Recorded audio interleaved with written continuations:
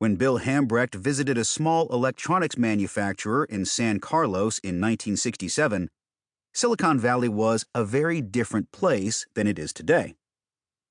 An energetic man who played football at Princeton, Hambrecht was head of West Coast corporate finance for Francis I. DuPont and Company, one of the country's largest brokerage firms and investment banks.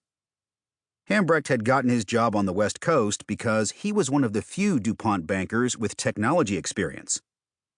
He had spent 3 years in Central Florida arranging financing for defense technology and missile systems companies around Cape Canaveral.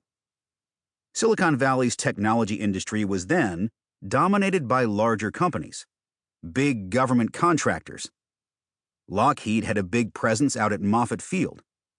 Hewlett-Packard Company started in a Palo Alto garage in 1938 and had grown by selling products to the government during World War II and the Korean War.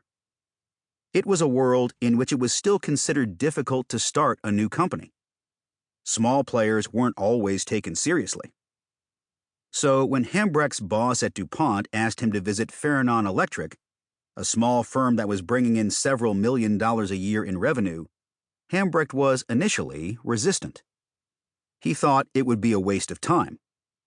Nonetheless, he drove out to San Carlos and introduced himself to Bill Farallon, the company's founder. Farallon, whose firm manufactured microwave equipment used for voice communications, had successfully discovered how to sell into the notoriously closed Bell system. The collection of concerns led by Bell Telephone Company dominated the continent's telephone networks.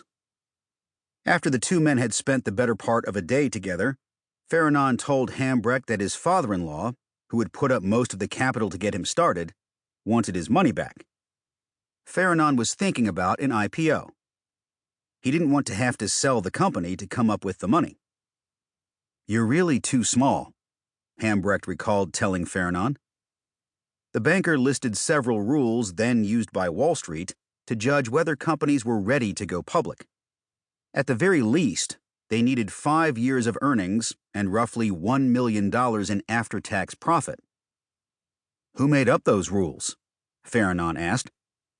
"I don't know," Hambrecht answered. "They are the rules." The founder raised his voice. "Those goddamn rules," Farallon said. "They were set up for you guys, so you could make a lot of money. They have nothing to do with me. How about looking at this from my point of view? I want my company to stay independent. I need some money." As Hambrecht was leaving, Farallon tried again.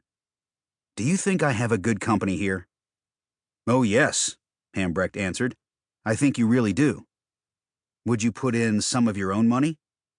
"Absolutely. I would love to buy stock," Hambrecht said. "I don't have very much money," he told Farallon.